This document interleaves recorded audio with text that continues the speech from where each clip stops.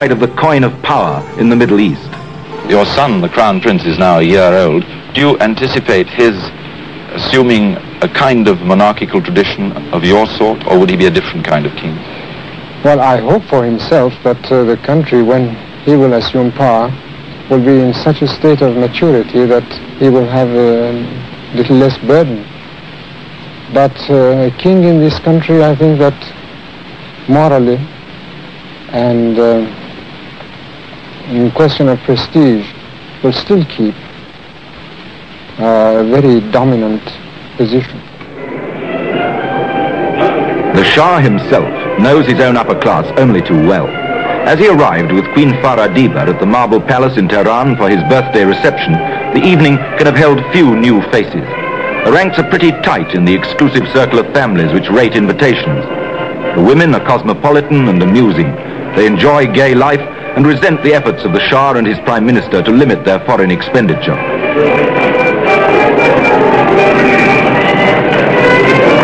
Their menfolk are mostly very rich and very self-seeking. They don't seem to care much about the Shah's plans. They bring to his court what seemed to me to be its air of somewhat self-conscious grandeur. Everyone seemed to be acting a part. The effect smacked more of a copy of 19th century European courts than of Iran's older traditions of royal life. Sometimes I think that if anything happens to me, what will happen to the country? I remember my father one day, told me that he was thinking of creating such a machine that will automatically run the affairs of the country when he goes.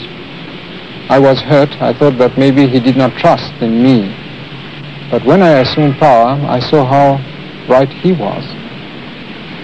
That's why my job and endeavor is also to create a machine that could run really the affairs of the country, at least the ordinary affairs of the country. He had already created his own intelligence agency. After the 1953 coup, the CIA helped him set up SAVAK, the Organization for National Intelligence and Security. To the Shah, the communists and supporters of Mossadegh were his only serious opposition. SAVAK ruthlessly suppressed them through torture and execution. Muhammad Ali Amoui was a member of Iran's Communist Party's military underground network. He was imprisoned after the 1953 coup and spent 24 years in prison. اصلا نمیتونم توضیح بدم که نوع دردش چیه. من فقط اشاره میکنم این فوتبالیستا وقتی که توپ به بیضشون میخوره چه حالتی پیدا میکنن. اصلا قابل مقایسه نیست با اون دردی که یک سفره چرمی هست بیضه رو میذارن و یواش یواش شروع میکنن به ماساژ دادن. نمیتونه تداوم پیدا کنه، بیهوش میشه آدم. In the early 1960s, the Shah embarked on what he called his White Revolution, an ambitious series of reforms. They included dividing large parcels of land among the peasants and changing Iran's electoral system. The reforms were intended to transform Iran from a feudal society under the guidance of religious leaders into an industrialized country where the mosque had no say. In elaborate ceremonies, the Shah personally handed out the deeds to the farmers. But it was the electoral reforms that set the Shah on a collision course with the country's real power base. On the 9th of October 1962, a high-ranking cleric sent a telegram to the Shah asking him to reverse the changes. In the name of God, the Beneficent, the Merciful, Your Imperial Majesty. After expressing my greetings and blessings, newspaper reports indicate that in the law regarding local elections for provinces and cities, the government has not indicated that voters and those elected should be Muslim. Also, it has given women the right to vote. This has caused great concern for the eminent scholars and other groups of Muslims. Please order the reversal of those laws which are against the holy official religion of the country. Ayatollah Ruhollah Mousavi Khomeini was one of the most prominent seminary teachers in Iran's religious capital, Qom. It was an ominous sign. The clergy, for the most part, had stayed out of politics. The unspoken deal was that they would back the monarchy as long as the monarchy protected the religious establishment. Everyone tries his hardest to have audience of the Shah on this day at a ceremony called the Salam. Religious men from all over the country were the first to make their salams and the first to go home again. They're a powerful lot and can give the Shah valuable support.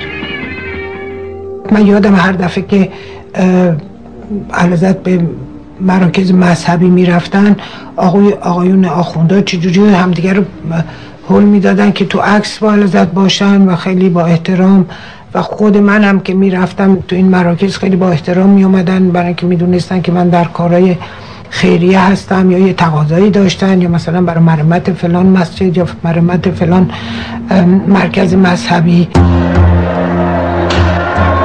A year later, on the 3rd of June 1963, Ayatollah Khomeini went much further. It was the night of Ashura, the anniversary of the death of Imam Hussein, the grandson of the Prophet Muhammad. Ayatollah Khomeini compared the Shah to Yazid, the 7th century caliph who had murdered Imam Hussein. Mr. Shah, I advise you, I'm telling you, Mr. Shah, that they are deceiving you. I really don't want people to be happy if they ask you to leave the country. Don't do whatever they ask you to do. Think for yourself. What is our relationship with Israel that the intelligence organization asks us not to talk about it? Is the Shah Israeli?